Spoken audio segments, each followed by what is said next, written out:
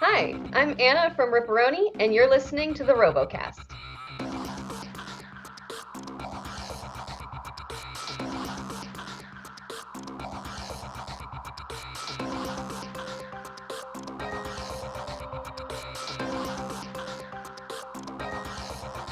Hello everyone, my name is Samuel64 and welcome back to the RoboCast with myself, Steve the American Killjoy, World of Woodrow, and joining us this week as well is DavidofSmeg. Hello David, how are you? Hello, I'm doing all right. I'm enjoying some late night jazz, nice and smooth. Late night jazz. It's Yeah. definitely there's no jazz Jazz playing. FM, over here. I don't Dear know. me. We'll move on quickly. Anna from the RIPperoni team is joining us this week to talk all things RIPperoni and BattleBots. First of all, Anna, how are you? I'm doing great. I'm really excited to be here. I love talking about robots. I love talking about pizza. Let's get started. There's many pizzas to be discussed, and as Steve is showing off his Pizza is the Chosen One shirt. Pizza. Thanks, Pizza. Disney. Pizza. Pizza. Pizza. Well, we'll get to that later on. But first of all, I do want to talk a few things about RIPperoni and, of course, your first fight of the season with Gruff. Interesting fight, to say the least. I think it was chaotic, a lot of chaotic energy. What happened?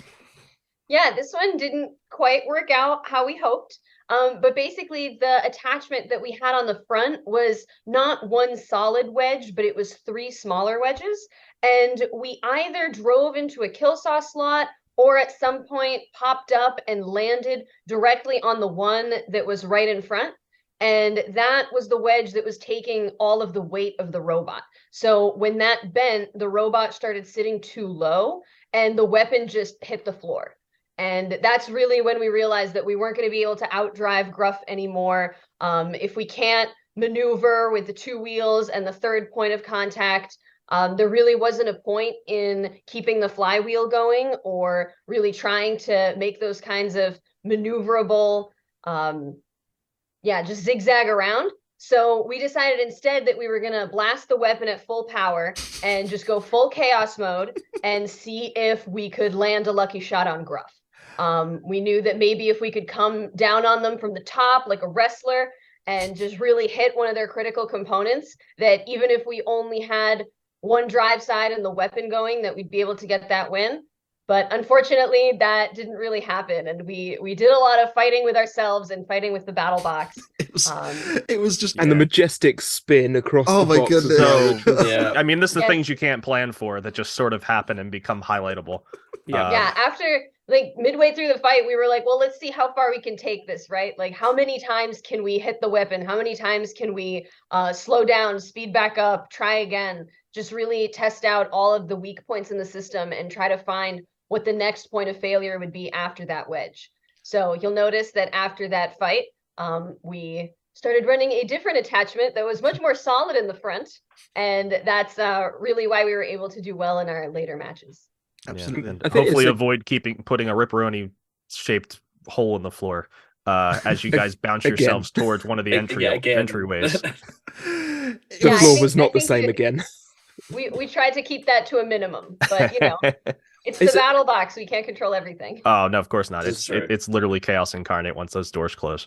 It's a great thing with a thing they've started to do with Gruff a lot, I've found, is put them against the newbies and see how hard they will hit it. And the new because heavy Gruff- hitting spinners in particular. Yeah, is- Gruff is- tends to hold yeah. up quite well, and so yeah, it's a really nice testing ground for testing the new spinny thing. Mhm. Yeah, I was really excited to fight Gruff. I mean, I thought that their flamethrower would be like a real good matchup for us. Like there would be a lot of jokes. It would just be, a fun, good time, which it definitely was. I just wish that we worked a little better and our wedge lasted a little longer. Yeah, we didn't get to see spicy pizza as much as maybe we all No. wanted to, but No. Another time. another time. There's Yeah. plenty of time. There is plenty of time. With that out of the way, let's talk a little bit about the robot itself. We have asked the listeners and the viewers and whoever else is really interested in this crazy monstrosity of a machine to kind of bring some questions to the table for yourself. We'll start off with Ivan Roy on Facebook and Matt Shark on YouTube asking the same question, which is simply, why a pizza? To be fun. We actually came up with the name first, the name RIPperoni. We thought it was a really good name for a robot, like an exclamation when something doesn't go quite your way and you go, RIPperoni. And then really the only theme fitting of such a name was pepperoni pizza. So that's how we originally came into it. And then once I told the team about it, they got super excited. Our art man, Tony D'Ambrosio, designed all of the graphics for it. So he had the idea to make the whole thing look like a pizza box. And then we had the pizza wedge in the front and a big pizza-shaped disc. For this RIPperoni, we have the flywheel casing in the back, which kind of looks like a pizza cutter. So we really tried to fully commit once we thought of it. I didn't even associate the pizza cutter kind of motif. Yeah. It now makes sense. It now makes so much more sense. Yeah, absolutely. It's just silver. Like I just thought, why is it just silver? There you go. Of course. There you go. Was it the weapon lock as well? Was like a breadstick as well. The breadsticks we have. I guess the hoop is more the one that we actually run in fights is a painted hoop that doesn't have the stickers on it because we're worried about the stickers getting sucked into the belt. So we take the nice pretty shots with the stickers on the hoop, but we take them off for fights. And the breadsticks are actually that first wedge attachment that we had 3 little wedges and they look like 3 little breadsticks. So that's what we call the breadsticks. And then we have this pizza shaped wedge. And then we have a much wider one that we call the calzone. Excellent. Super. Absolutely brilliant. Steve, It's do you very want to take the next one? Yeah. Just adding on, Yeah. before I ask the Yeah, go question, for it. it's very uncommon to have pizza as a theme for a robot. I think the only other one that I know of is I think Emmanuel has a small robot called Pizza Cutter. That's old and it's from ages ago. Or was it Pizza Slicer? The name escapes me. I'm thinking of one, and I think Sam knows of one in the UK. You're missing out the featherweight from the UK, Pizza Time. That's okay. There you go. Our friend Rob. We need more pizza robots. I'm okay with. We're more food related robots. There's so one we can coming have- to Norwalk Havoc later this year. Let me tell you that much. There you go. All right. So yeah. next question. Inside scoop. So BattleBots Papercraft and Tenny on Discord and a lot of others asked, what's the story with this unusual shape? Why not fully flat? Why up on one side? Why off-center disc? Elaborate. So we had a lot of ideas for what we wanted to bring to a combat robot. One of those things was the flywheel. Another was this custom weapon motor that was designed and built for us by one of our teammates, and several other things that we decided instead of testing them in isolation, that we should put everything that we think is going to push the boundary into one robot all at once. And the original idea was let's just do everything together and then see what sticks. But as we've seen, it seems like there is some magic in all of these different things that don't seem like they should go together, but do. Really, the flywheel and the weapon motor, we only have one of each of those systems. And in order to make the robot easy to work on, we wanted to keep those systems close together and keep them close to the batteries. So normally, if you wanted a symmetric robot, you would have to try to balance your components.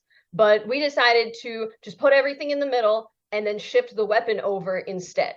And that proved to be really awesome for serviceability. Like all the wire paths are short. It's really easy to access everything. And it makes that right side a lot smaller and a lot simpler. It's completely isolated from the left half, actually. They're totally their own systems. So there's no cascading failures. There's no nightmare wiring harness that runs between the two halves. It ended up being really, really easy to work on.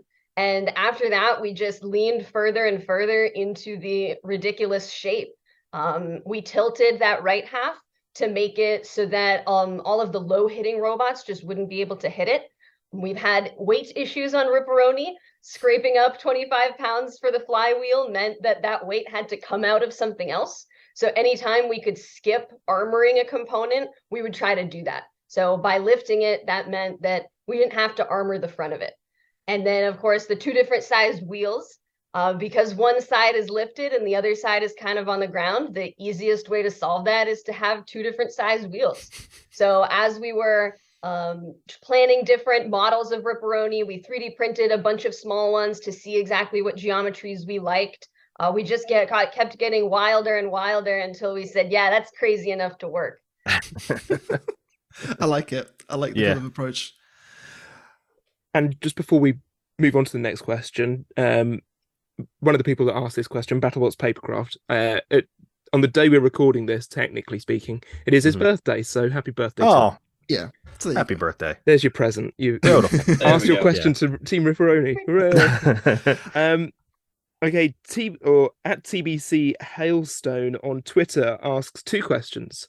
The first one is, what encouraged you to take up the mantle as team captain with regards to the development of RIPperoni from the past work you and the MIT team put into Uppercut? We'll start with that.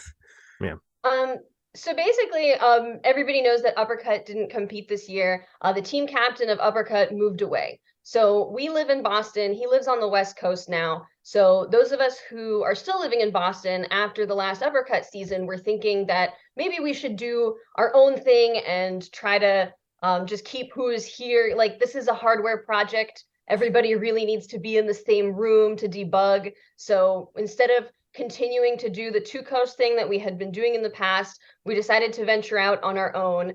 And we all kind of had our roles that we wanted to play. Like Austin, who designed the weapon motor, he said that, he really wanted to focus on doing the weapon motor.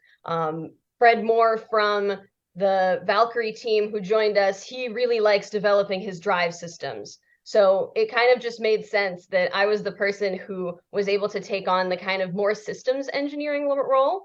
And then I built the subscale RIPperoni, the original 30-pounder. So when it came time to apply, I was naturally already in that position.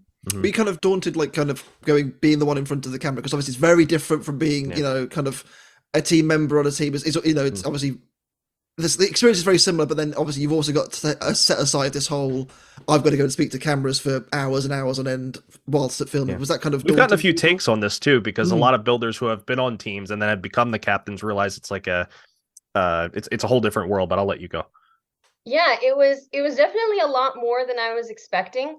I'm pretty comfortable presenting like PowerPoints and things like that, so I thought that would be able to kind of take me to success on being a captain, but it definitely took a lot more time and a lot more energy to really think about what I wanted to say and how I wanted to work that into my schedule of doing my work and also balancing representing the team in that way. Yeah. It's Not really only tough. that, they sort of took a few captains, including yourself, out to be interviewed boxside this season as well, which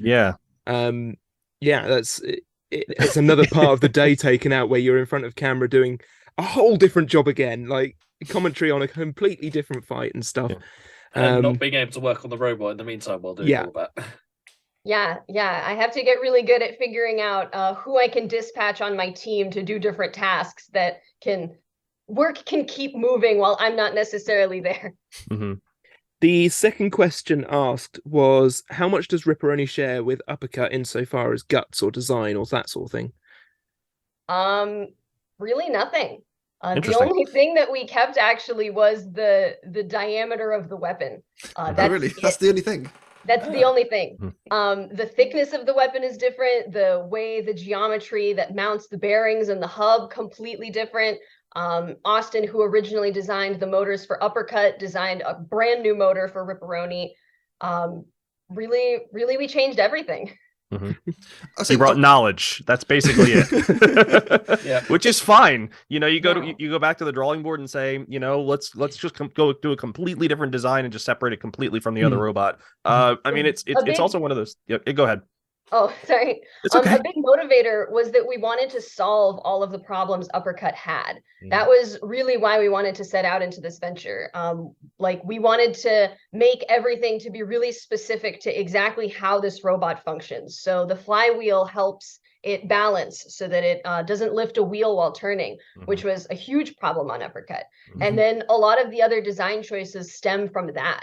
Most of the chassis is made of plastic to make weight for that flywheel. The weapon has to be a disc because there's no self-righting mechanism. There's no little ears like Uppercut or Monsoon has that it can tip backwards on. It has to be a disc so that it can ride on that and flip itself back over. If it was a bar, it would just get stuck. So, it's really a completely different machine.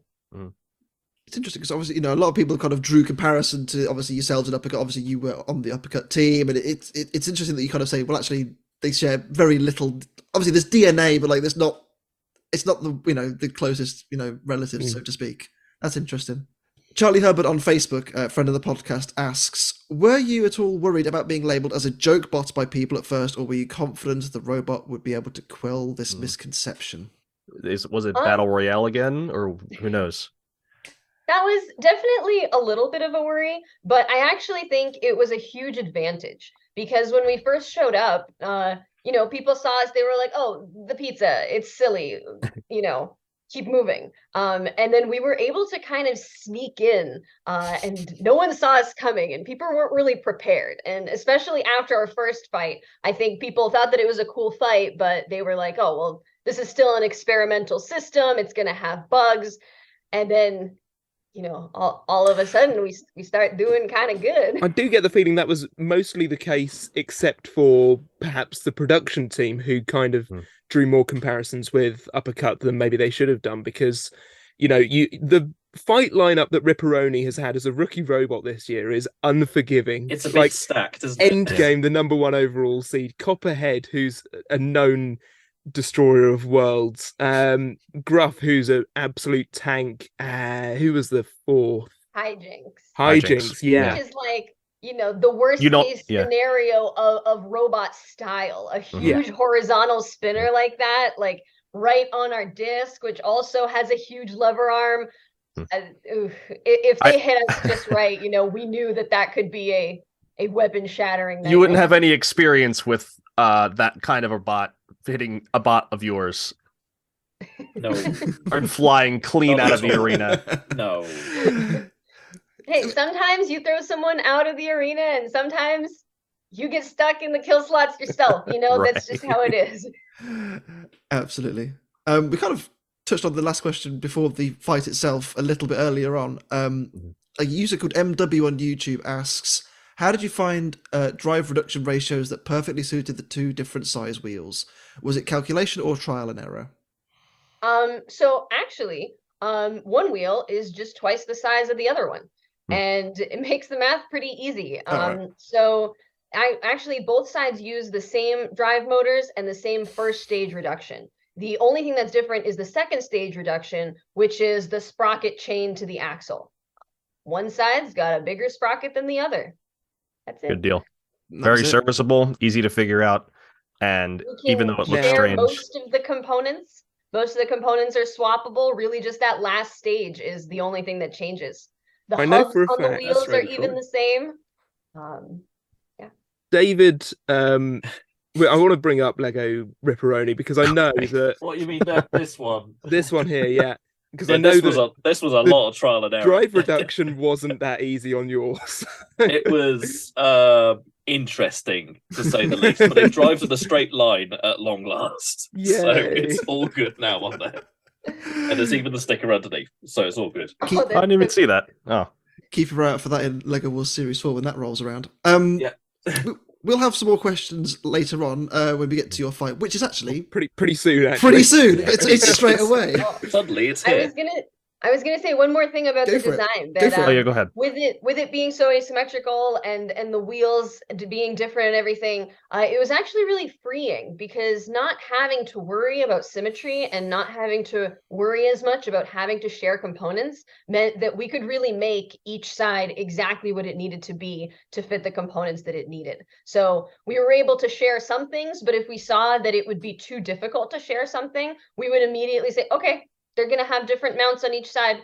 Doesn't matter. Just make it exactly how it has to be on both sides to make sure that it is always easy to take apart, put together. There's only one way to take it apart or put it together. Either it's something reversible or it just doesn't fit.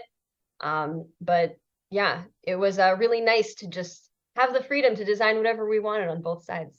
Yeah, absolutely. And also makes, like you said, it makes repairability not only easy, but like when you're in crunch time and matches are coming up, it's nice to take some of the thought out of having to make sure that parts actually go together, where if everything has its one spot, it's less of mental gymnastics when the times crunches down, especially when fights are coming up or the tournament or such a thing's come around, you never know. You never know what's going to get thrown your way. Exactly. We yeah. put a lot of complexity into the design of the big CNC components. Like the whole chassis is pretty much made out of billet machined UHMW. So everything is pocketed out exactly like it needs to be. And then you look at it and you basically immediately see, oh, this is battery shaped. The batteries must go in there. Everything is just goes in from the top. Everything has its own little corner. And even though those components were really time consuming, expensive to make, it really made it worth it in the end, where it's simple to put together. RIPperoni, less related to uppercut and more related to a tangram puzzle. Or operation. Like, Sure. yeah. Sure. Well, we'll start with the fights, shall we? And obviously, fight number 1 of the episode was yourself. Fight number 1 of the episode was the last fight of the best night of RoboCast, and our voices were already destroyed after. There was damage after several Tantrum, fights. Hydra, Hypershock, Whiplash, Rotator, Jackpot. Just 3 to mention that came a few fights before whatever the hell happened here. Well, So, you ever play with, if you've ever worked in construction, have you ever played with like toggle bolts, and like you can put them in the wall and then they snap open and then you can't pull them back out again? Yeah. Like wall anchors. Basically. Yeah. Mm-hmm. Endgame Okay. learned Losing how at the that- game of Operation. Endgame Well, learned how that worked Yeah. today. let's run it back a little bit first. Okay, sorry. Anna, you walk into BattleBots. Obviously, you get given all 4 fights this season instead of the usual 1 at a time. You see on your schedule Endgame. What's the first thought that goes through your head when you see Endgame in your schedule? All right, cool. So we're gonna lose that one. Moving on. Like, we kind of discussed this with the Behind the Bots guys. Actually, we kind of spoke to them a little bit and kind of said, I saw this as a win-win for you guys.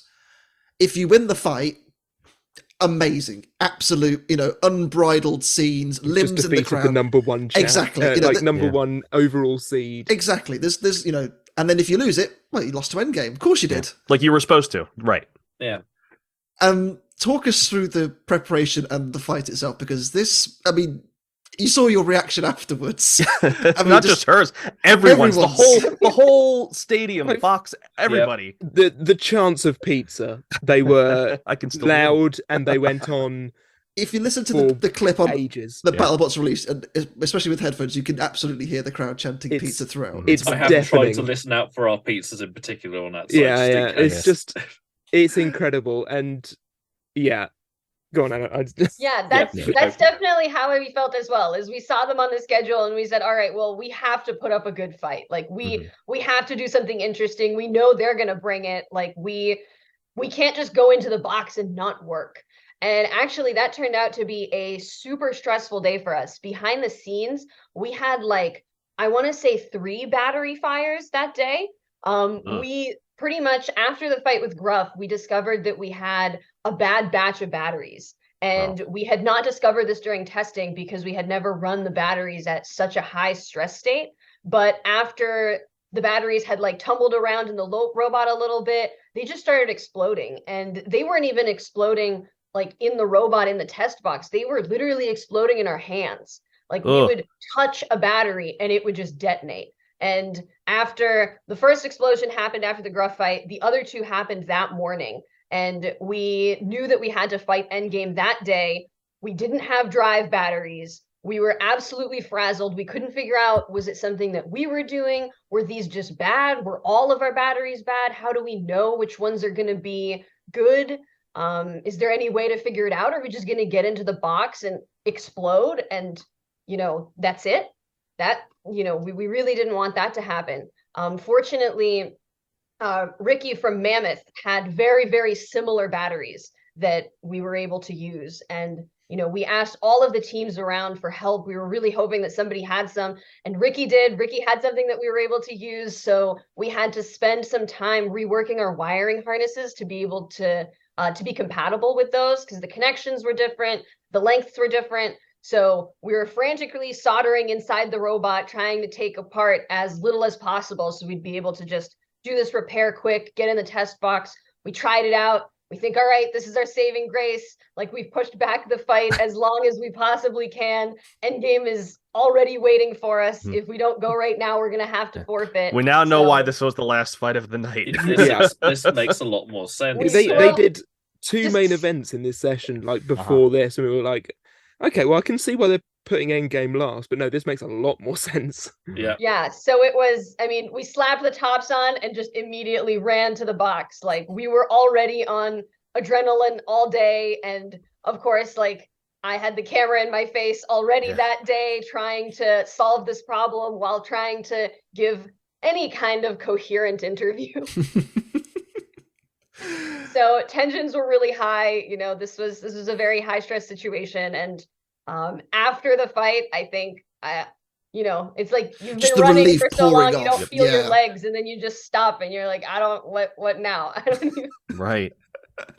A quick trip to the bar afterwards, I think, is urgently needed after that. I think. Yeah. I want to talk as well about the little forks, because that was just beautifully Oh, yeah, done. yeah, yeah, the yeah. little plastic dinner forks. I mean, as much as you were stressed getting the fork robot meta. getting the robot together, that was a beautiful touch, and I think everyone enjoyed that. Yeah. And then Endgame drives down the kill source. slot. Endgame I think tries this to is box Jevon's rush. time, isn't it? Why did Yeah. they do that? Why did they do it? They So- didn't need to. Go on, David, Jev. because I don't know what I don't know what you Right. think I'm going to say. So we were sitting with Chris and Lindsay from BattleBots for the most of these fights. Yeah, Yes, they okay. came over to And just hang out because they had just time. before the fight started for this, We saw Jevon what turned Endgame around. brought out. Yeah. Because they had the really long fork attachments, barbs and we as were well. confused. We were like, well, that makes absolutely no sense, because you know you got the one side up. That Yeah. surely you can just get under the other side with normal forks, right? But Mhm. sure, we'll go with this. And then I just turned to Chris and Lindsay and just say, Joe, one day long forks, people will realize that something will go wrong with them, and it'll end a fight for somebody really early on. Fight starts, Endgame drives straight down kill source slot. I'm like, Like not even 2 seconds in, immediately, just immediate. The Just- immediate karma was amazing to see. why? Yeah, It's just you know, like, that's, what did I that's the real say? big plus of RIPperoni is just the confusion. Yeah. People didn't know what they were looking at. Like, And it was I the think extra that was- barb sections on the forks Yeah. that got them real stuck in there, because Yeah, they and couldn't that's what then that's get what I was back saying out again. earlier, where like where you put a wall anchor in the wall, and it I mean the only way to get it out is to undo the bolt, and then you lose the wall anchor. But the problem is they couldn't undo it. It was really I mean, RIPperoni good did and it. stuck in there. RIPperoni really undid With it. excellent sportsmanship and definitely not just Well, a free hit to the so- back end of Endgame. We'll I get mean, to that. even as you saw us, right? We come in from the front and we hit them, and Uh-huh. they move in the slot. Yeah. Like Yes. you know, the first hit, we were like, yeah, let's try to get them free. Like we want to, you know, we want to hit Endgame. We want to see what happens. Yeah. And then we try to free them, and they're still stuck. And then we're like, oh, okay, well, now if they're really gonna let us line it up, Okay. then we're gonna go back. There was a question about this. Oh, So here we go. the question comes from a guy called George DeLorean on YouTube, who asks, what was the motivation behind giving Endgame the hit to free them? Were you at all tempted just to leave them and just take the win? Like, you don't seem that kind of team. You seem like you kind of, you're there for a Well, good you time, go to not a long BattleBots time. to fight, not No, stare at each but other. like, It's if a End- team about pizza, Sam. you've Come hit It's on. not ballroom dancing. you've hit them once, like that's technically a fight. You can take the win, like it's, and then I'm sure no one would have This is said not anything. the UK Antwaite scene. No, but my point is more. Wow. My point is more like I mean, RIPperoni was not necessarily there to win. RIPperoni was there to slap. Yeah. There We you were go. a lot Slap more you did. interested in just pummeling robots than we were in technically improving our stats. You know, winning Quite is right. great. Of course, we're always trying to win, but really our motivation for building a robot with such a ridiculous weapon is to use it. So Yeah. of course, especially when they were teed up so What nicely a prime on opportunity, target. right? How Yeah. could you not take And- that shot against easily the number one rated heavyweight in the world at this moment? there's there's that great shot. There's a few great photos from Endgame going around with the kind of the split in the chassis. It's just- You did a number on that robot. It was we did a tour broken. of the pits like a couple of days after this, or it might have been the day after this. And And think it we was, popped yeah. over to see the end game pits just on the off chance, and Jack very kindly took us for a tour of the RIPperoni damage, and my god, there are There's some just a holes in it. bucket of bits. It's That are like- just like this is broken. This is broken. Yeah, this is unusable. broken. We shan't use this again. That's Yeah. dead. Put that on eBay later. Yeah.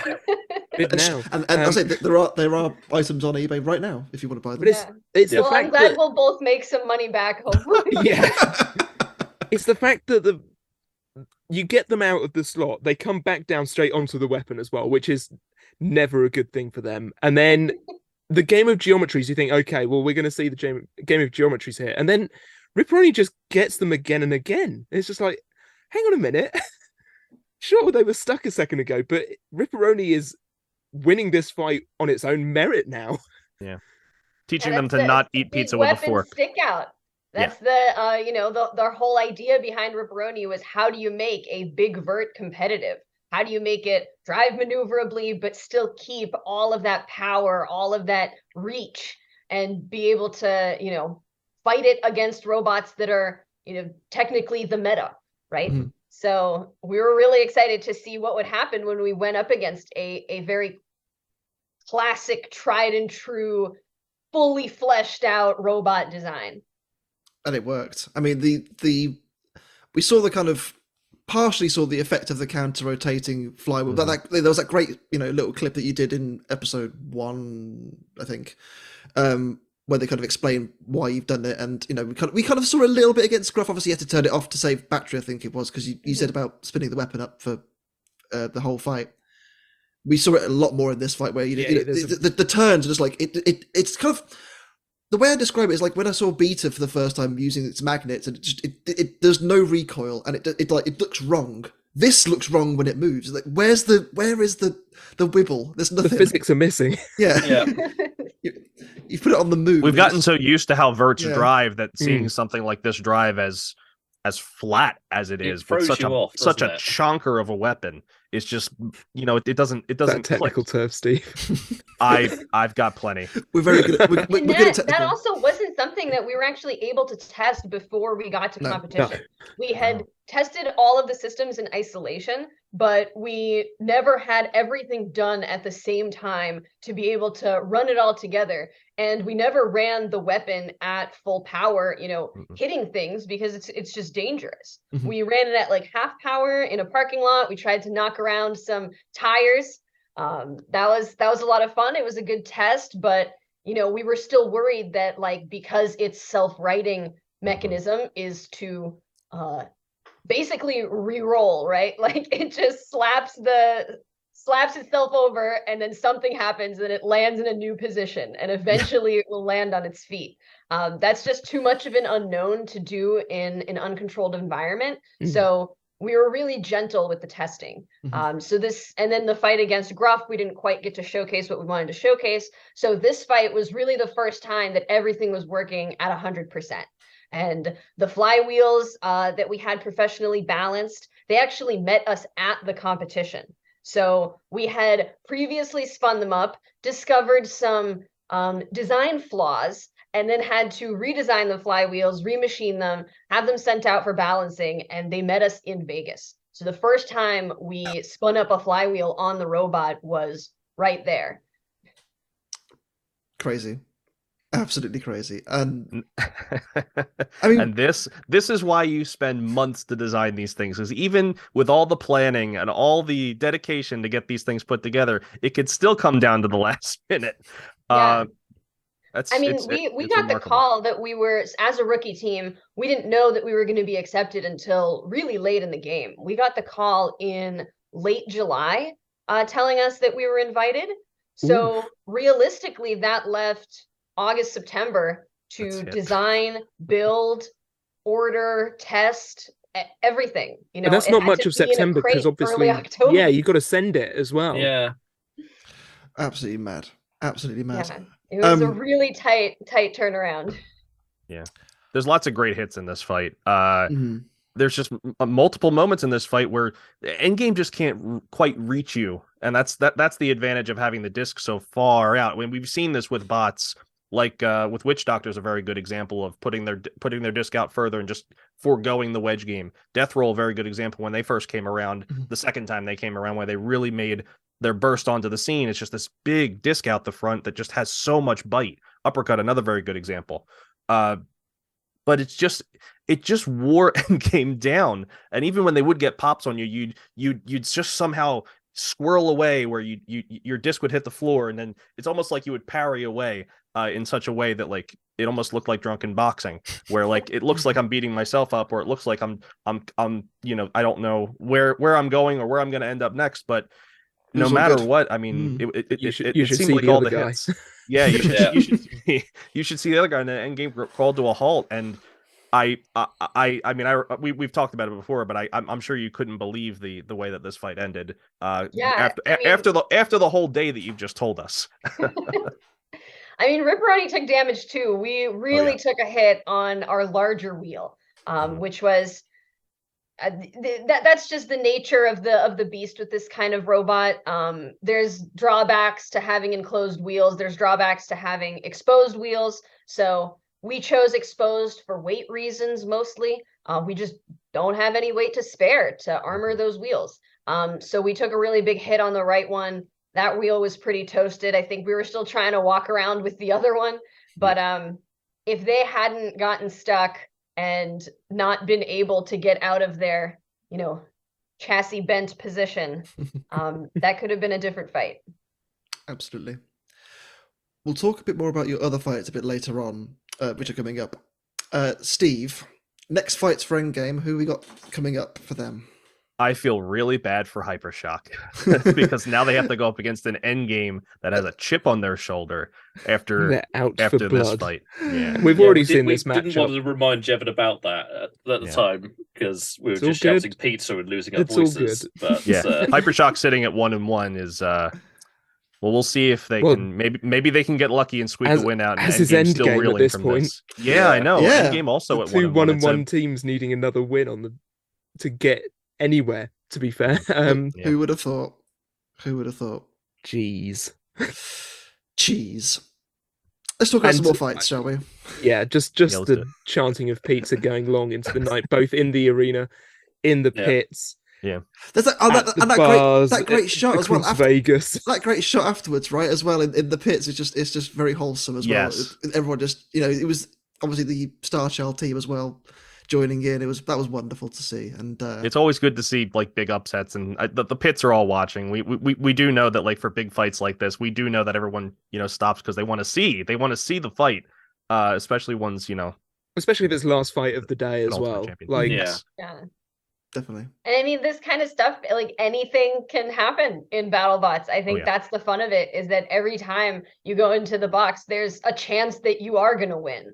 Mm-hmm. And every once in a while, it does happen that you pull off an upset. So it was absolutely crazy. We were so excited. And I mean, we were, like I said, just hoping to put up a good showing to really prove that our technology works, that this flywheel idea, even if it's not fully fleshed out and it sounds like a jet engine, that it does something. and then it worked, and we all just couldn't believe it, that it all came together, that the batteries didn't catch on fire.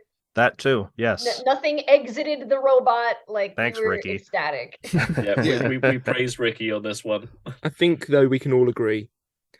Pizza. Fight 2.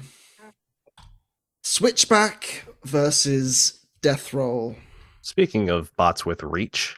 Well, both of them in a way. Much more like it from Death Roll. I think I think coming up against something that wasn't as particularly dangerous as Cobalt. Wasn't Cobalt, it's almost if Cobalt's really, really good. Well, the Switchback is obviously Switchback had a great first fight as well against Banshee, but it just didn't stand a chance against Death Roll. Death Roll much more like it in this fight. Switchback's got an interesting problem to assess going forward. It seems like that weapon's a little too far back on that arm. I don't know how you would stick it out farther, but it just doesn't seem to get the bite that you'd hope it would get, and it really never spun up really well in this fight. Really never spun up to full bore. No, they've still got gremlins, I think. Yeah, and Death Roll was just on them. Yeah, from the word go. It was classic death roll. Yeah. It was. I mean, this is another team gunning for a win because they obviously lost their first one, so they're not going to give Switchback an inch because, this is the one they should, in theory, win. So, this was just all death roll all the time, and Switchback didn't really have a chance to breathe, and not even a chance to work out what was going wrong on the robot before everything was going wrong on the robot, and. Yeah, it all was nice compounded. to see that Death Roll were on the right side of using the pulverizers to their advantage instead of getting pinned. Yeah. I mean, Anna, obviously, a robot which not dissimilar to yours in Death Roll, but is it strange seeing a robot that's essentially now 3 years old and hasn't had much change to it, doing as well as it is doing still? No, I absolutely love Death Roll. This is a fantastic robot. Again, love the big vert game. And it's really cool if you line up like Death Roll, Monsoon, Uppercut, and now RIPperoni. It's clear that they've all taken inspiration from each other. And it's really awesome to see like where all of everything came from. Like this is where we first got the ideas to start building big verts. So absolutely a big fan of Death Roll, and their theme is fantastic. I love a commitment to the theme. I believe they do have a hub motor drive, which I love that kind of simplicity. That's excellent. Yeah. If I recall correctly, they're like scooter motors or something like that. Hoverboard motors. Yeah. I do remember seeing that when they first came back with this, when they went on their run back in, what was it, 20? Well, I think they had the hoverboard motors for 2016 as well, I want to say. Yeah, but that was a different time. That was a different time when Shrederator was still a thing, to be feared, and it still is sometimes. But and it had a tail, it had a lot more pieces to bite, and it didn't have the Crocodile Dundee severed arm, which clearly is got mystical powers. I don't know. Who knows? I've had a long work day, so you're gonna get the weird. Steve has lost the plot. You've had a long work you're day. the one who's had more honestly. sleep than us, you know. In terms of Switchback as well, I will say, I think you kind of mentioned it earlier, Steve, with the lack of reach. I think they went for the kind of full fork setup, didn't they? And as we kind of saw, not dissimilar with Endgame, it kind of just struggled to.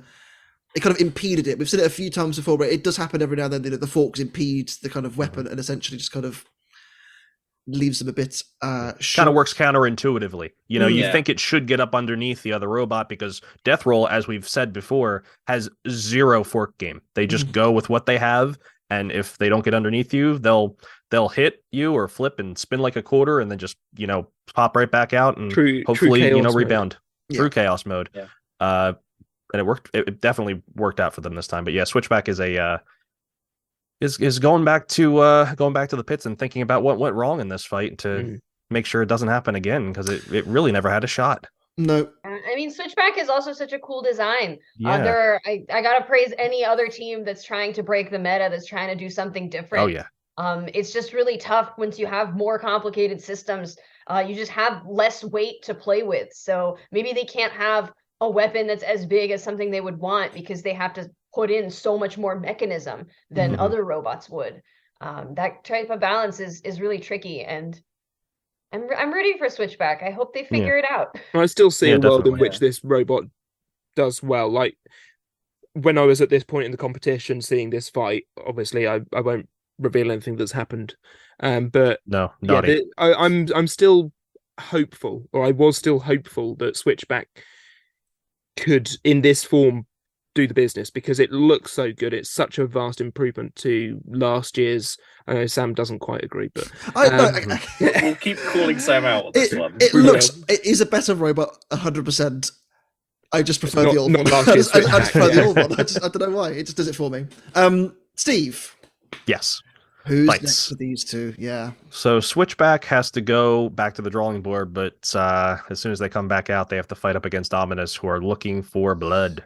0-1 Ominous, looking to get a win, and they look pretty impressive their first time out. Hopefully they got the self-rider working this time, and and they hopefully don't get stuck. Hopefully don't get stuck against. Hopefully they don't get stuck in a way where they do the thing against the wall. And then Death Roll has to go against another creature of the deep, or not the deep, but like mammoths don't swim. But yeah, how do you know? They might. I never been there. Let me check the type chart in Pokemon Do again. crocodiles We'll, span we'll prehistoric have a look. elephants? That's what we need to know. Yeah, Yeah. look up what's Pillows. Does Swine swim? Maybe. But yeah, Mammoth 0-1 looking That's for a not- win, and It's a Pokemon. trying to. Anyway, but yes, so we're looking for, but both teams looking for A going bounce forward. back. Absolutely. Yeah. Moving swiftly on, avoiding any Mammoth Swine drama. Captain This is- Shrederator That's gonna- versus I'm not slipping over Mammoth Swine drama or whatever that was. That's going to be a recurring Move theme, I on. think. Move on. It's been a long day.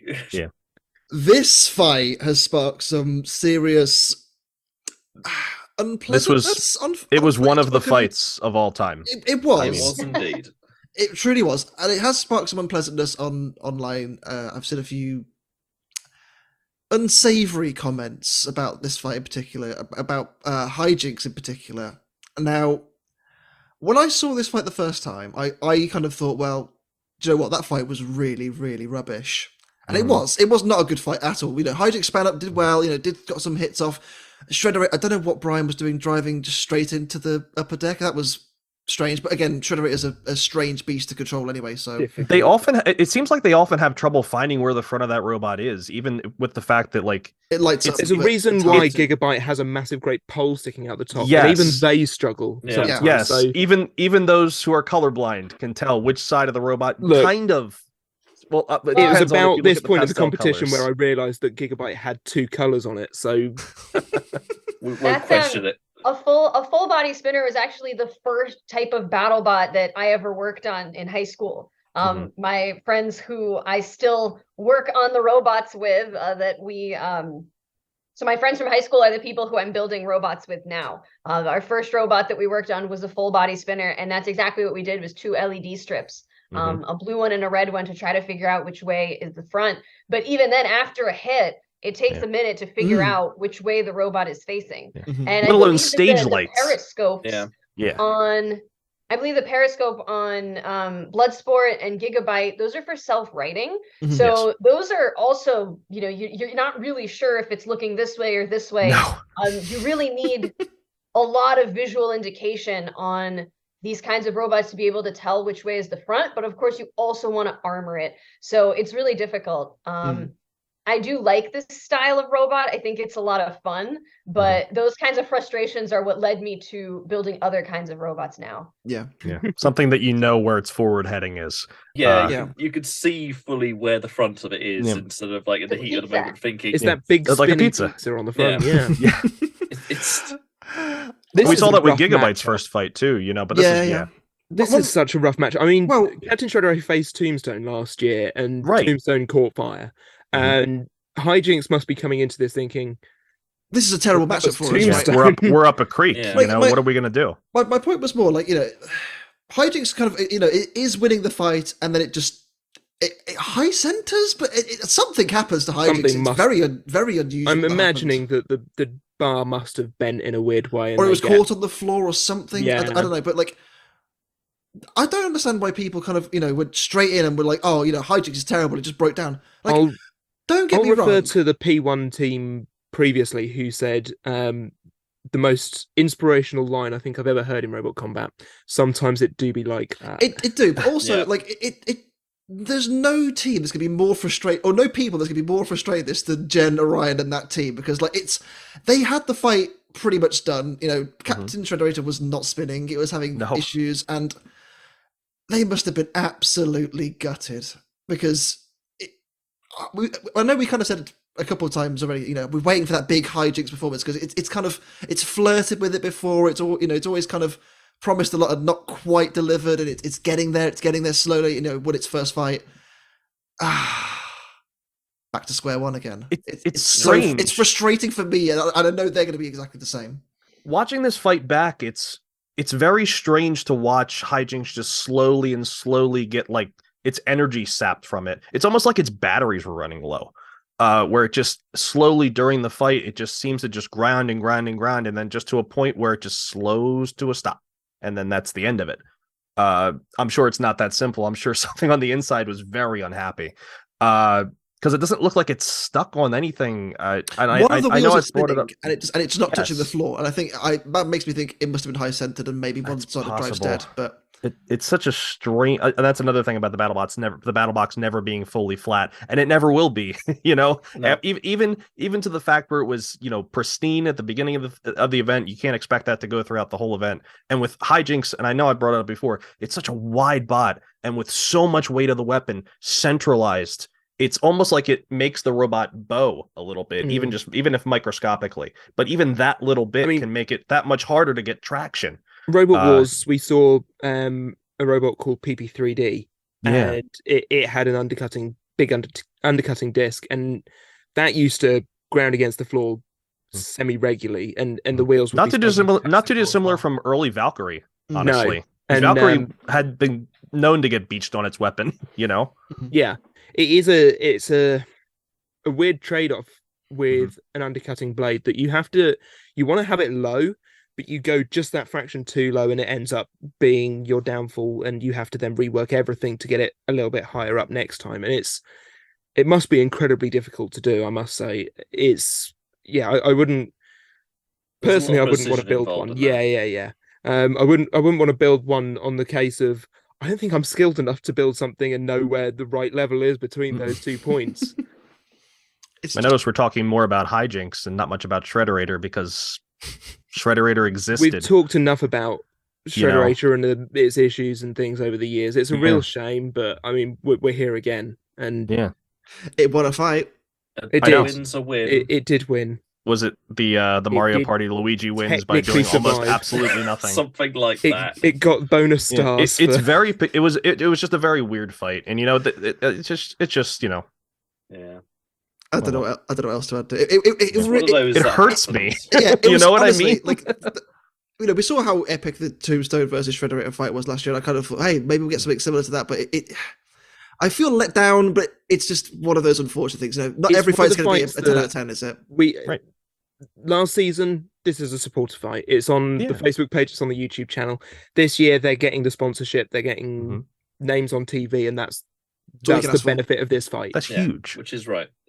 No pun intended. Captain Shrederator and Hijinx, Steve. Yes.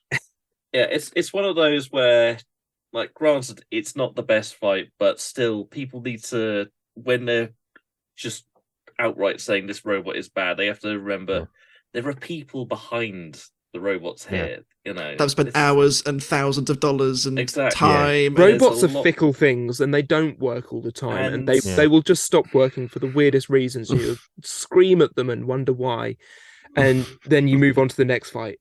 And that's what everybody else needs to realize, that the robots sometimes just do things that you can't control, and you just gotta go with it and move on. Absolutely, especially with how dangerous these types of machines are to test. I think people ask all the time, they're like, oh, you didn't test it before you got there? Well, I value the safety of myself and others. I kind of want to stay alive this week, thank you very much. I didn't want to have property damage on my charges slapped on me because I accidentally ran through a window somewhere. It is really difficult to try to do full power tests on these systems. A lot of the time, the battle box, the first fight, is the first time that you will ever turn on your robot and have all of the systems with the proper power. You really just don't know what they're going to do. And even if you do test, like in a parking lot or something, or knock around a tire, that's not always representative to what happens in a fight. And because we have so little communication with the robots a lot of the time, if something is going into a thermal shutdown, you don't necessarily know that. We don't have any data acquisition systems on our robot. We don't have a laptop that's reading things out. We don't have sensors on the robot that are, telling us information. Sometimes we just have to make a guess. Yeah. And my guess is that the speed controller for the weapon got into some weird loading mode, and it had an error, and it needed a reboot. Yeah. You can't reboot it mid-fight. So it's strange because we saw no smoke. It just stopped. Usually there's something visual. Problem. Yeah. Yeah. I know that the Hijinx team did tell us that they were having issues programming this kind of speed controller. It's a VESC speed controller, so it's an open source. So type of so platform. Rory went to go Rory. visit Oh, them. shut! It's This, Rory when this you is a need him. closed book Rory case. to the Vesky. Yep, it's a Vesk again. Thanks, Rory. Like little RIPperoni, the 30-pound one, which I now call Lil Rip to differentiate it from the big one. Originally, I'm still using Vesks on the drive system for it, but the first event it competed in, I blew up, I believe, 3 of them. Didn't have the right settings, wasn't sure what was happening, and they don't warn you before they explode. They just explode. They just go. So I was at Robot Ruckus 2018 where Craig Danby, bless him, brought a version of Foxic or Foxtrot or one of the many things that he brought, and they just catch fire. The Vesks caught fire, and thankfully he was not too far from the door. It's scary. I wasn't sat too far from him, and he just runs by, and I mean the bot is just aflame. Yeah. So maybe the better scenario is that the Vesk gets into a weird mode and it's confused and basically just blue screens. I guess that's a little better than losing several $100s in a puff of smoke, but still not great when you're mid-fight. No. Yeah, when your speed controller is safe, that means the robot's also safe, and that's not good when it's meant to not be safe, I guess. Steve. Yeah. So back to the drawing board with that. Who's next? So next, we'll talk about Hijinx for later. I'll save Hijinx's fight for later. So Captain Shrederator's got riptide. So that's gonna. You ever see a frisbee? You ever see a frisbee hit you ever get like a frisbee stuck on the roof? I think that might happen. Stuck on the deck, you mean, right? Right. Yeah. If anyone's seen Link's fight, Project Liftoff. Yeah. think that, but big. Look forward to that. Who knows? We might see an upset, but it's looking pretty grim for Shrederator. It's not a great draw, is it? Right? But I hope it's working right. Because they're not going to have time with a box rush from that bot. Nope. Fight 4. Rotator versus Jackpot. Rotator, of course, another robot that's kind of been having minor gremlins with, the first fight of the season. We saw it was a bit unhappy when it fought Hydra. Jackpot as well didn't have the best of times against Skorpios. Much, much more like it from Rotator, wasn't it? I've seen this fight before. It is a rematch. Yeah. It is a rematch. They did. I think. How have they grown? How have they changed? Will the same outcome happen? Yes. All of those things. Happen. Rotator's good at it. Rotator's just really so good. It's great. It really is wonderful. I'm going to jump straight to the post match in talking about what changed between the Hydra fight and this one. Is that he just took the whole system, like the transmitter, receiver, bin it, put something different in that works and that's reliable. It's just like, yep, great, it's working now. Happy days. When Rotator is on form, it is just a joy to watch around the arena. Like it just looks flat and smooth, and the way that it moves around, it's very precise. Oh, I love it. And I do a disservice to Jackpot as well, because Jackpot is an incredible design, and I liked the idea they went with the kind of the Twin Peaks armor is how Jeff described it. Because he's right, Victor can just turn around and just use the forks and get underneath him that way. So you can't just use a wedge. It's one of the, I can't remember how Jake Hewitt describes it in his YouTube channel, but it's one of the robots that's difficult to plan for because it has the forky setup and the horizontal setup, similar to how Fusion has the vert and the horizontal. Malice this season has the forks and the horizontal. There's a lot of people using these sort of varying styles of wedges, combat. Yeah. And just getting round everyone's games for any type of setup you could go for and have everyone second guessing. It's good to have a robot where there's not a whole lot of safe places to grab it when it's running the way it should. Rotator does Tombstone almost better than Tombstone does. Ooh, where it just gets it claim. and just whips around. Ray, it's just Ray. Remarkable. He said Tombstone sucks. We'll send you Steve's I address. It's in this fight, it just did the business, didn't it, Sam? Honestly, it's just. I mean, it's a remarkable It's just a remarkable robot, and I really do feel bad for Jackpot because They're 0-2. given another day, they're 0-2. Maybe they get a win on this, and this is we're talking wild completely- that this Jackpot team have come 4-0 and then 3-0 and now 0-2 to start their season off, which it must be a whole new experience. They were one of the ones that didn't They get only their get 2 third fights. fight Fair enough. last year. Well, Yeah. they won all of their preseason matches to get to the bracket, and now they've Yeah. lost 2. It's rough. I It's a mean, rough the start field for this anyone. year is really, really tough.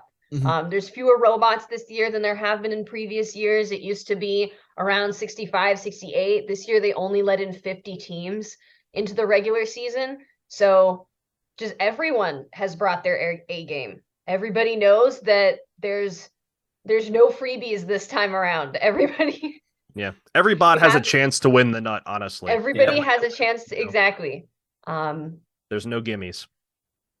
Not at all. And Jackpot, I mean, where do they go from here? I mean, Do you think they should have run some kind of nicely. a fork setup, or was what? I Do you mean, think the- Twin the- Peaks was the right way to go? The lifters are your forks on Jackpot. Yeah, but Yeah. it's the problem with putting them on a lifter like that is that it introduced another degree of freedom that the robot didn't have before. So it's something it's something like you insert a weakness to kind of give a way for the bot to kind of get out of its way of being flipped upside down, and it's the idea of getting away from that I mean, situation. for me, I mean, I'll no- be honest, the forks are almost always up.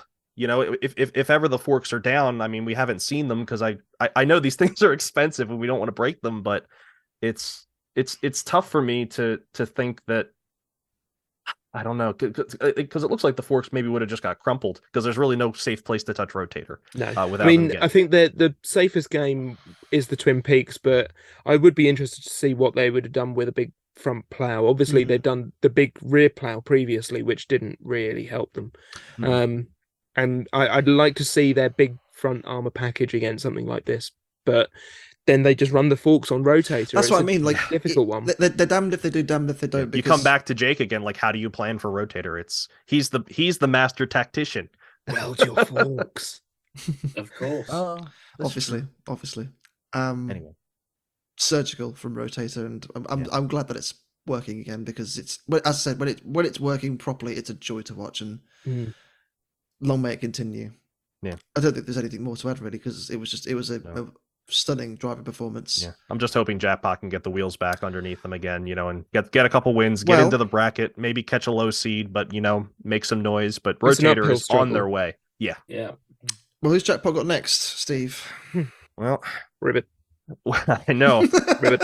it's not the greatest draw. Sorry, but Jevon, is that a considering- frog in your throat? Hey. Yes. Sorry, go on. So considering the season they've had so far, I figure Jackpot has a better shot, but it's Ribot. An 0-2 Ribot. 0-2 versus 0-2. that is Someone's got to go. That's a struggle Somebody's town going fight, 0 isn't it? 3 there. Like, who would have thought at the start of the season we were saying, oh yeah, because obviously we all saw who's fighting who. Mhm. Jackpot fighting Ribot, both of them needing a win. I mean, Mhm. basically. Yeah. Do you think Ribot goes undercutter this time because of how effective Rotator was in this fight, or do you think now that Jackpot's fought Rotator, they'll have a better Depends idea of whether how it's to fight? working. I So- know for a fact that we spoke to Jeff in the pits, and before that fight, the Ribbot team was swapping packages Were they? back and As they forth do. and back and forth. You know, And Jackpot was swapping packages back and forth and back and forth. production So there was a must lot of have loved gamesmanship that. because they could see each other across the pits. So They're not far away from each other, were they? I'll ask Good Anna. fun. Anna, what would you do if you're either team? What would you have done?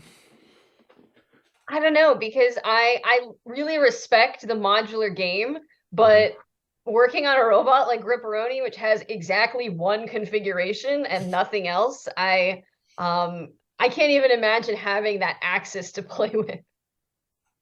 There's just so many different options they could go for, right? Like the thing is, they could just keep countering and countering. It's almost like you outthink yourself though with so many options. I think we're starting to see that. maybe. Where even in we can even go back to the first fight, we're putting really long forks, thinking that you're basically following the meta, the fork game, or this or the rock paper scissors, a robot fighting. This is how it always works. These are always how these fights end up. it's not so simple. It's And I not. think we're starting to get a glimpse of that, and the sport is evolving in such a way where we're kind of seeing, we're seeing that develop. Mm. So, Who's Rotator got next? oh yeah, so Rotator has Bloodsport looking to, not combust. Then again, they got a huge punch in the mouth from a very plucky, very dangerous Copperhead. So I'm looking to see they've rebuilt the top head. It's not got 3D printed parts anymore, so it's going good. So we'll see how they get on with Rotator, because that's going to be a tough shot. That's going to be a tough fight for them. Just want to see Gold Carbide. That's all I want to say. I didn't say it because I knew it was coming. That's all I want to say. That's all I want to see. Fight 5. Let's move on to Big Dill and Skorpios. Can I go, sir? Can I? Yeah. Jevon, Pick me, because I watched the Builder vlog this morning. Oh, you Yes, did? Excellent. okay. So, there's some big damage in this fight, like bigger than you'd expect. Big Dill's front fork, you can see that Skorpios gets a really nice hit across all the forks, and one of them is bent to sort of 45-degree angle. Mm-hmm. So that's ruined and that's written off, and the Skorpios team own it now. Meanwhile, Big Dill managed to hit underneath one of Skorpios' front plow sections, but they think that the forks were on top at the time, and so it's, instead of bending it upwards, it's bent the whole thing downwards. And so that's been retired and handed over to the Big Dill team. It's what kind of led to their kind of more Wheelie, wheelie so away in that fight. even watching this fight, like live and on TV, we're thinking, Big Dill's hit one of the front sections upwards. No, that one's the normal one. The other one is down now.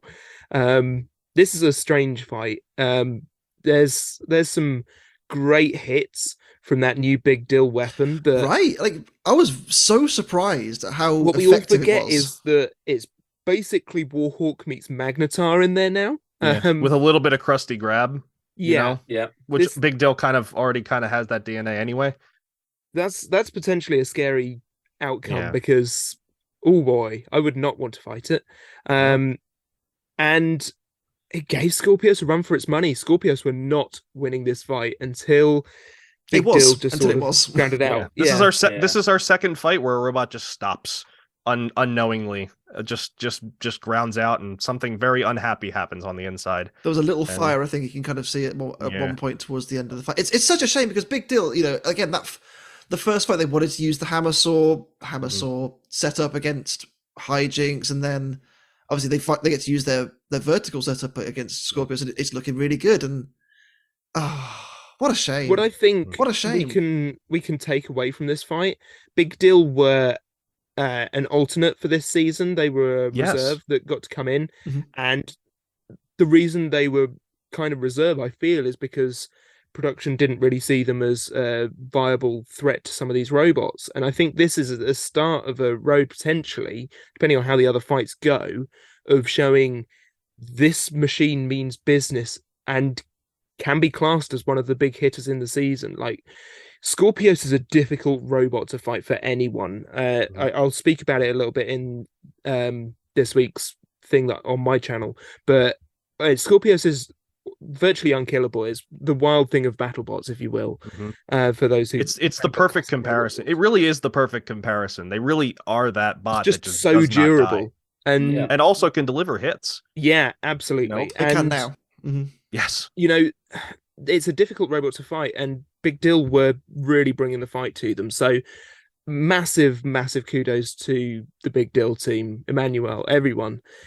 It was such a great showing until Big Dill did the thing it has been doing a little bit recently. It kind of desoldered itself, and things went apart from there. From what it did. Yeah, did things did desolder? That I did. I do remember.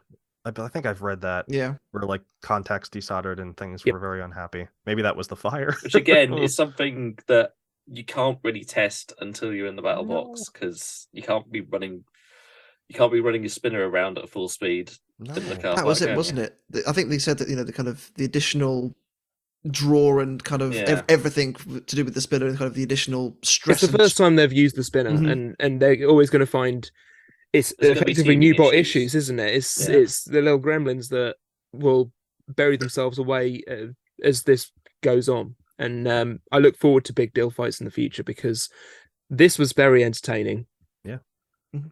I don't think they use it in this fight, but Big Dill has a mini bot called Red Hot Killy Pepper, and it looks very reminiscent of RIPperoni. All of its, it's very long, and then it's got a really big disc in the middle, and I absolutely love watching it. It is so cute. It's just, the gyroscopic procession of it is wild. It's got this crazy weapon. It just brings so much joy to their fights. Maybe we'll see it in a fight coming up. Season. Well, who is coming up next, I guess? Yes. David, so... that was very good segueing. That was one of mate. I know. This is why I'm here backup this time. There you go. So Big Dill has to go over and fight their brother in Disc now in Mad Catter. Somewhere in the family tree. Enjoy the family tree comparisons of the Seattle teams. And then you can have the fight that everyone's asked for and no one wants in Skorpios and Sawblaze. So we'll see how that goes. I really hope the BattleBots team are getting all of this out of their system this season so we don't have to go through it again. We don't need it. Yeah. It's just stop doing the same weapon types. It's not enjoyable for anyone. I get why they're doing it because the narrative writes itself, but I mean everyone has been asking for it except for the teams. Yes. And they're building narratives, and I think we've built on that as these episodes have gone on, as we've been covering them. Is that they are building narratives, they're building stories, they're building rivalries, they're showing how two solutions to a problem. If you put two teams in a room and lock them away and say solve one problem, they'll come up with two completely different solutions to that problem. But sometimes sometimes things mirror, but they're not always the same to a T. BattleBot supporters have actually seen a little preview to this on the supporter group. I think Diana put it up. I won't spoil it because I don't know if it's public or not yet at the time of release, but when it does come up, there's a call from Zach for something to happen for that fight. So look forward to that. There you go. I always think it's more fun when they put together robots that are very different weapon types. Like that's a huge bummer about our sister team, Starchild. They got a schedule packed full. The big boys. The big weird robots. It's the big boys, yep. And the whole point of that robot is to fight low, small, regular robots. Yeah. So almost like how Huge fought Blip. It's the almost complete opposite size-wise. Yeah.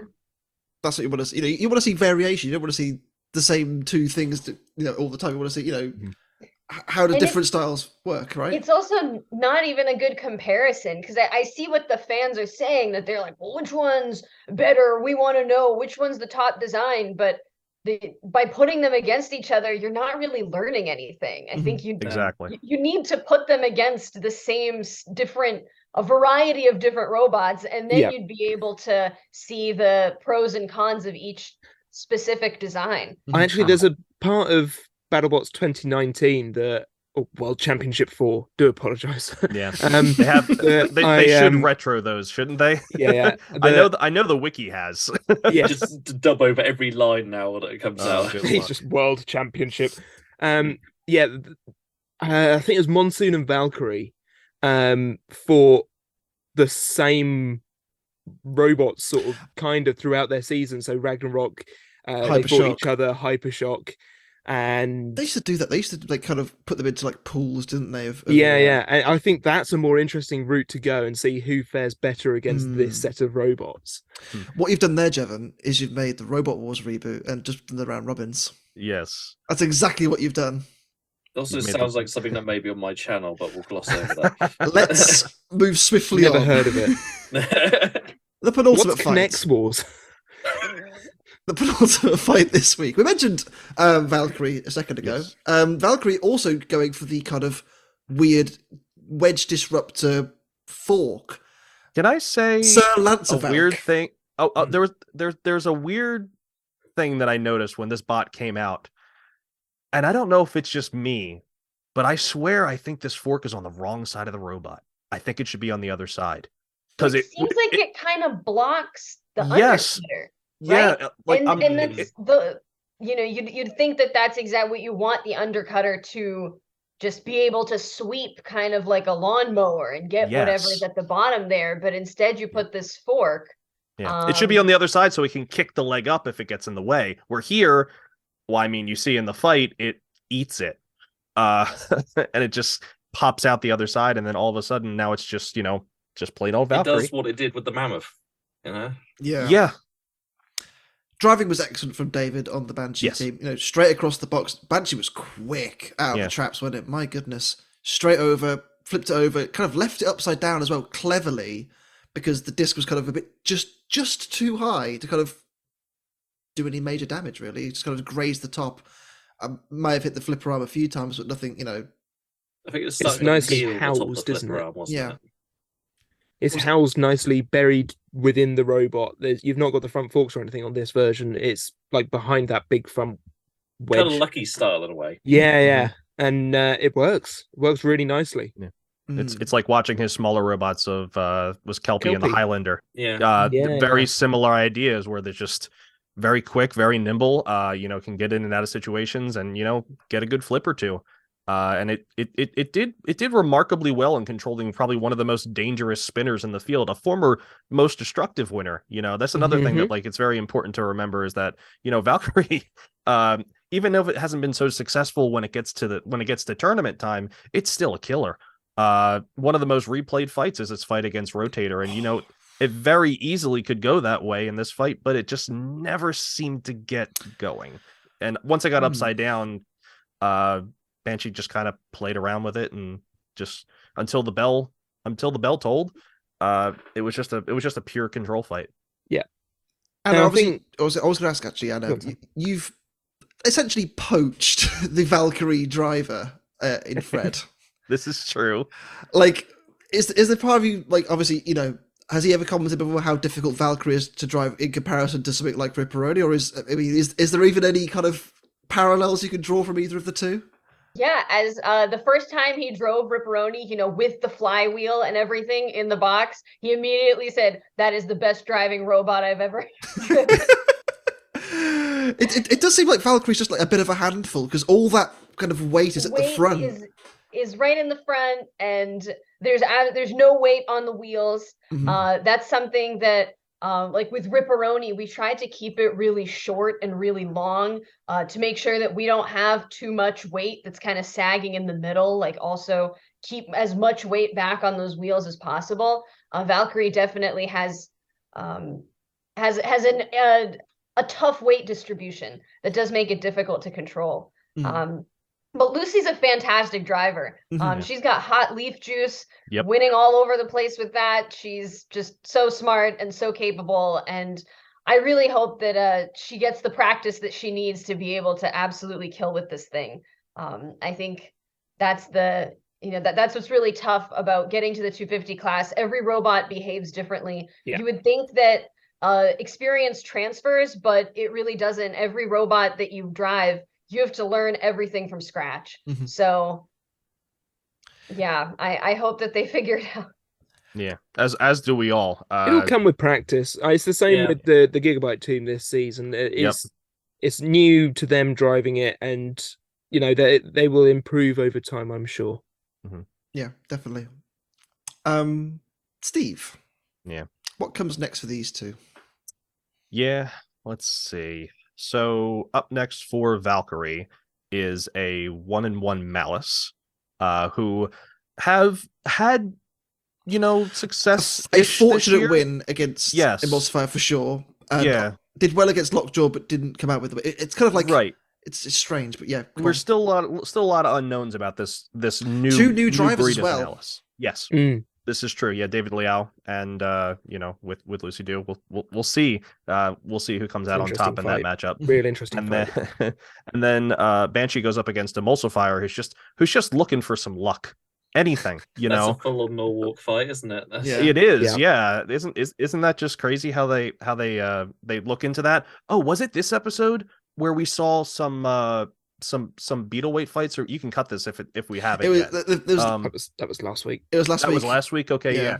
I like how they reference Norwalk. They reference the small bots. It's so important for the longevity and survivability of the sport that there's more than just one event in the world to go see. there's tons of small bots to go Yeah. see. It's There's something tons that of yeah. it's weird that it's taken this long for them to start referencing this sort of thing. Mhm. And like I know Robot Wars used to do it as well, like not reference the past at all or anything Mhm. outside of it. But they finally came around sort of towards the end of its run, and Mhm. BattleBots seem to be getting into the swing of things now, where they're like acknowledging these other competitions and saying, and you can do this too at a smaller weight class, and it's great fun, and go and do it. And And you should. I like It's it. great fun. Well, it Yeah. also the like Norwalk being around and being so popular now, it makes a lot of sense at BattleBots to look at it, because that's where the ideas are being born. Yeah. We prototyped RIPperoni as a smaller robot first. Starchild came from Norwalk, Emulsifier, Shreddit Bro. A lot of the rookies this year have built subscales in the past. And Horizon, I another think one. that when you're looking at getting into combat robotics, if your eventual goal is to make it on the show, showing that your robot can perform and that you can build a machine that's a lot smaller looks really good on your application to BattleBots, the TV show. I think it makes a lot of sense for them to start doing this. And I Almost think like you're building your resume for a job. You know, Yeah, if you absolutely. need that past And experience. even if you can run a tournament, like it shows BattleBots that you have the longevity, you can work in the pits and you can work to deadlines and things, that they love that stuff and they'll eat it up all day long because they work to a tight schedule. They're a TV show, they need to. So yeah, it's always going to be a good thing. And I reckon we'll see potentially, I mean, we saw Pete there at December, was it December finals or was it Yeah. Yeah, more it was recent? finals, yeah. But I half wonder if that was doing some headhunting, scoping it out and seeing who was who and what was new on the scene and who might be applying to BattleBots in the future, so that he can go back Was and he inform the selection scouting? committee. Is he a go- sports scout for BattleBots? You never know. Is that his new role? He's on the selection committee. This is He true. does whisper to bots. I have. Don't tell them, you know. Jevon. They'll send flames after him. They'll send people in the streets with pitchforks. You know it's true. You all know that Pete's the nice one and you leave him alone. Yeah. They're all nice, really. They are. Speaking of nice things, David, you're wearing your Tantrum t-shirt. I don't know what you mean. The main events. Okay, Boy. I'll just move this into shot more. fir- You know. first things first. Yeah. Let's get it out of the way. The fact that they. Why are we doing this, BattleBots? The It fact does they feel painful that we're back they with this not again. like they put a load of like comments and things. I'm like, no, why are you doing this? Please Yeah. stop. We've just recovered from the whole final It was a bit quarterfinals. cringy, wasn't it? I really quite liked the way they built it up at the very opening of the whole show and saying, this is what's happening, this is why we're doing it, this is the fight that's finishing tonight. Mhm. That's the way to do it. And Don't leave it then go alone. into the and this is the biggest controversial fight online and everybody's upset about it and Jake Just- wants some salt on his It goes chip. back into what I said earlier about like there are people behind these robots. You know, that Yeah. it's not fair on them. I mean, we spoke to the Seems Reasonable guys about this fight last year, and we kind of said to them, that they had a lot of. It was still very fresh at the time. Mm. They had so much still, crack. it's less of having maybe they didn't have to deal with it as much at the event, but of course seeing it online and seeing all the outpour of emotions, we'll call them, online. It was a tough. lot. It was tough. I really hope that the viewers of this or the listeners of this podcast, we can plead to you that just because you're behind a computer screen, that doesn't mean that there aren't people at the other end of these robots. And what you say is hurtful. If it's negative, it will be upsetting to other people. And you wouldn't say it in person to someone, or maybe you would, and maybe you need to assess some things about that. But just be decent. Yeah. Just be decent in what you The are saying to other upstanding people. human beings. Yeah, we pride ourselves on the community of this sport, and everybody roughly likes everybody else in this sport and has respect for everyone in this sport. The Greg Gibson phrase comes to mind, doesn't it? Exactly. Just don't be a dick. It's that easy. Yeah. It's that easy. I mean, also, don't be a dick to the judges. The judges have a really hard job, and they have to watch the same fight that everybody else watched from sometimes even fewer camera angles, and they have to make a decision on the spot that is, potentially going to end the run of one robot. And I'm definitely, I can see that being such a tough job. Mhm. There's a reason that other sport leagues put their referees and shot callers into a whole separate room and they don't release their names to the public. Mhm. That's a lot of stress that you're putting someone under. And the referees and the judges, they're also human. They are. And it is BattleBots. Sometimes somebody does make the wrong call or the wrong decision, and we're all human. We're all trying our best. No one is We're trying. in the sport trying Yeah. to maliciously, destroy someone else's tournament run. Like behind the scenes, all the There's bot no builders script are writers all, in BattleBots. There's none. Exactly.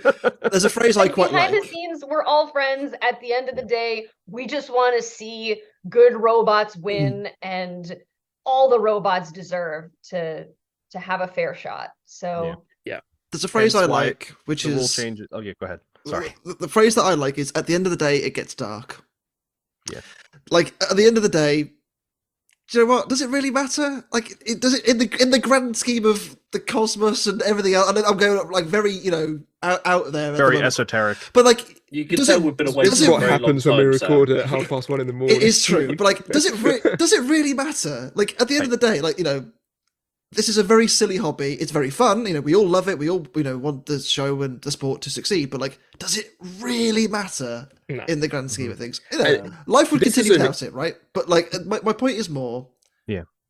It's just, I think that it is just a good bit of fun, and take it seriously by all means. Take your hobby seriously and whatever else. Just remember it for what it is. But on that, Tantrum did win last year on damage and aggression, It so did. shut Yep. up. And But I will say that this fight, in inclusion with, and they also they put it in the episode where it was the Witch Doctor Minotaur fight. These two fights, among other things, introduced new rule changes that improve the sport. You have the appeals process, Absolutely. which gives it back to the teams and gives the judges another chance to look at the fight. It kind of gives the judges a saving grace. Where like, if I don't get it right in the moment, I'm not under immense amount of pressure to get it. I still want to get it right the first time, so I don't make more work for myself. But it's More not times so than not, you cut can and judge dry. a fight on what you've seen, but there are the matches that you'll miss stuff, and you will need to go back through the footage, and you will need to see stuff. And again, working to the schedule that BattleBots works, more often than not, they're going to go off of what you saw in the fight. Mhm. And I think that's where the appeals process works nicely, because they do that in the background to the other fights going on. That appeals process takes time, and they do take their time with it so that it the right outcome is found. Yeah, and the match steward kind of protects the judges from direct Big up Jeff Jeffries. interaction. Stop. We love Every Mike. time. Mike. I do want to talk about this fight quickly. I mean, Tantrum bossed it. It was a slam. If ever dunk. there was a question, there isn't Yeah. anymore. Yeah. This was the fight that brought my voice on its downward trend that eventually got ruined in the RIPperoni fight. This our throats were already wrecked by this point, and then RIPperoni happened, and then we were on 3 lozenges a day after that. We were on free lozenges. Need to go pay Martin Mason a visit with his powder. It was at this point where I started pantomiming fight. Oh, really? Just Yeah, in we did case in the end stream was have on to. me. And that It's carried the on only to way the to second week, I survive will say 2 now. weeks. Yeah. There Now- were fights in which I did shout a lot afterwards and regretted it, but didn't. The other thing about this fight I kind of want to highlight and kind of bring a lot of credit to is a certain villain of BattleBots. He's so lovely, isn't he? Like, He's so it's lovely. a and huggable. I love classy response at the end, right? Like, it was just, it's just like, yeah, well, they beat me fair and square, they won. He's such a nice guy. Yeah. Deep Villain down. since when? Deep down, he's as you described it before, Jevon, he's a teddy bear. So He is a teddy bear. He's lovely to talk to, and I hope I'm not ruining his image. No, he's- I mean, if he wants it ruined, then fine. If not, then You're his reverse PR man now, Jeb. Yes. Look, I've already cursed Hypershock. What else can I do? yeah. But there were just moments in this fight where just you thought Hydra could have had a chance to get up underneath him and just never got that shot. He gets and Jake one talked flip. about That it. one flip, yeah. That's they- about it. They worked on that Shrederator hard. Yes, they did. Mhm. And they just get away from another flip too. Mhm. Yeah. Tantrum's upside down. Here comes Hydra. Yeah, oh Dylan's no. driving was It's, on point here in we this go. fight. And they just get away. and then just it's I imagine it's very similar to how Tantrum won the fight against Witch Doctor, just less Peel the chassis. obvious. underneath. Just peel the chassis and the wheels don't touch the ground. There's a anymore. great photo Or that- peel the wheels. It is just a nice little coiled up bit of metal underneath that just lifts everything up and it doesn't touch the floor anymore. And that's your lot. And some Hide. debris on the magnets as well. But Yeah. Yeah, that'll do it. I guess that's the theme of the episode is high centering, right? Yeah. It Yeah, is that has indeed. happened quite a bit, hasn't it? Three or four fights, And- certainly. We love the new rules, like as builders, the no crab walking, the if Yes. you're moving, you're in, if you're not moving, you're out. I love that there's no ambiguity anymore. Mhm. It's just, there it is. There's no unsticking. No, well, they do still do some unsticking, but not as much as they used to. You really have to have. if you get stuck on the arena, then that's it. If you get That's stuck it. together, they will unstick you. Yeah. I can't remember the number of times. I think it's like once or maybe twice in a match, and then they give up because it's taken too long. Yeah, and I Um, think that it depends on the unstick. Yeah. Like the Sawblaze Hypershock situation, the kiss of death there, that was not unstickable. But No. I like that. Close the box. Whatever happens, happens. A different day, it could have been a different result. Mhm. Every robot is good. Every robot deserves to be there. It's just how's the I think- coin going to flip today? When we see the rules revisions for this year, 2023, for the next season of BattleBots, Mhm. I don't think much will change. I think this has been the most solid set of rules we've had ever. In ever. In ever. And yeah, it works solidly and treats everyone fairly. Steve, I come to you, my Yes. friend. I know. Who's next for? Let's go for Hydra first. So next for Hydra, they're going up against free shipping. Mhm. So hopefully airmail is cheap because I see free shipping flying possibly. But you never know. I think there is a world where free shipping may get a cheeky hit or two on Hydra, and Gary's a good driver. Yeah, and Hydra's first season out, a hit along the backside knocks the chain loose, and then that's the end of it. So it's very possible, to get around Jake, possibly. But I see airmail in free shipping future, absolutely. And then I can hit Tantrum, Can't Stop, Won't Stop playing. yeah. So we get the team seems reasonable match with Tantrum, The and round Gruff. of 8 matchup that could have been. Which is it's strange to see how their records are at this point Round in of the 8? tournament. Round of Very four, strange. semi-final on that one. It Semi-final. would have been. Yeah. Yeah, it would have been. Yeah. But this is a strange situation to find both teams in, where I know we talked about this last week, but now that we know the results of this Tantrum fight, what do you do? Do you You have a good scrap is what you do. I know. There must you have don't been- start I mean- playing bracketology at this point. You want to go No. win. Well, I'm sure we'll ask them at some point, but I'm sure there must be like a teeny tiny temptation, like, Blip's 0-2, Tantrum's got a win. Let's tip the odds in the fate. I'm sure there must have been But some. Yeah. I mean, I know they're not that kind of team. We know they're not that kind of team. No. And we know Leave that a they- Absolutely comment not. in the comments below. Do you want us to talk to that team in full for that Ooh. fight? I think that'd be a good one. I think it'd be a good one. But there is one robot we haven't talked about future fights for yet. Mhm. Anna, it's yourself and RIPperoni. You've got 2 fights coming up still. Hijinx and Cophead. They couldn't be more different. Hijinx, the big spindly owl, and the teeny tiny compact snake. Brick. Yeah, literally, Yeah. it's just a big solid lump of Brick. metal. Initial thoughts, feelings, everything else. Well, I guess our strategy thus far has been don't get hit in the butt. We really don't have a ton of armor on the robot, especially not in the back. So it's really going to be a game of trying to stay pointed to them, trying to get the weapon. If we have to go weapon on weapon, we'll do it. Just anything to keep them away from our backside.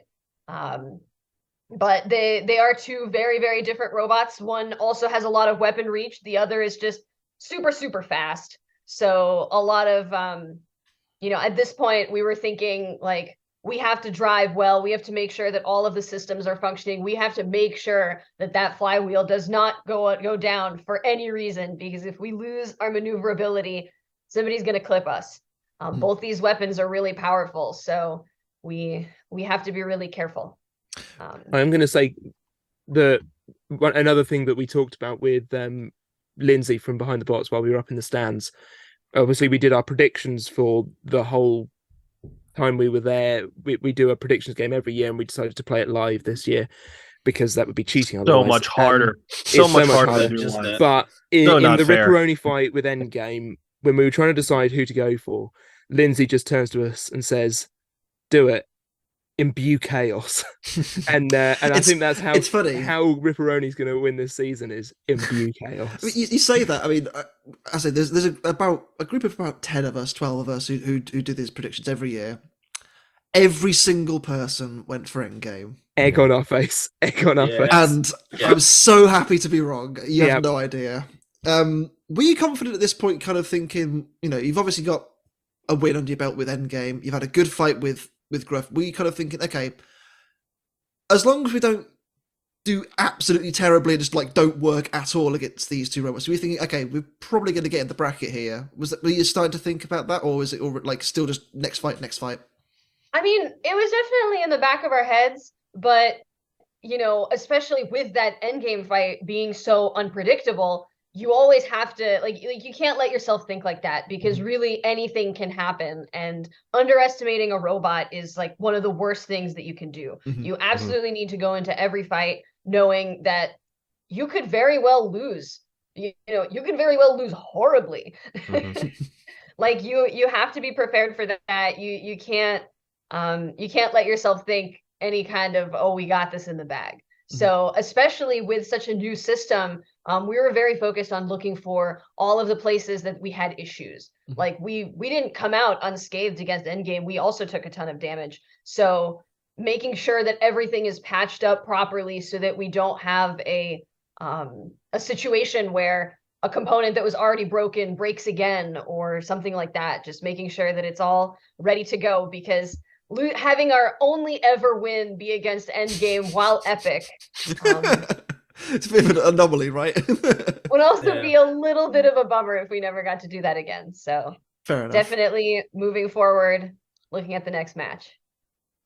Quite right too. And that pretty much wraps it up. We have one final listener question. This is possibly the biggest one, okay? And I'm sure you've been asked it before, but we're going to answer it once and for all. It's from Sean Peterson on Facebook, a guy called Aiden Muted on Discord, and me. And this is a very important one to me. Does pineapple belong on a pizza? Yes or no?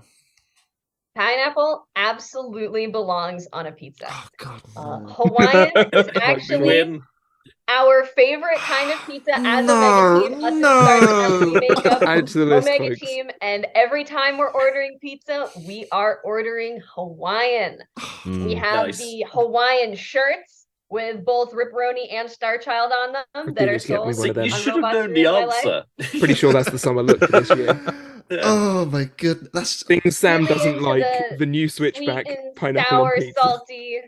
So Yeah. many interesting Okay. things going on there. for context. I don't like pineapple by itself, so I mean, having it on pizza probably is not going to be a good thing for me. Anyway. So you've never had it on pizza? Oh, I have. I just don't like pineapple Oh. anyway. It just Oh, okay. it just doesn't do it for me. But So 'cause your that always opinion gets me doesn't where matter people- on this anyway, people 'cause don't you didn't like- like pineapple in the first place. I can't really speak. I can't eat pizza, so just a fake fan. so I mean, let's say pineapple salsa, also super cool. If pizza's not Yes. your vibe, maybe Pineapple pineapple salsa on salsa. some tacos. Oh yeah, absolutely. Right? Oh Uh, god, don't Mango talk about salsa before. tacos. That's Just We've got to pineapple Go in back a to tin. Vegas again on that one. Yeah.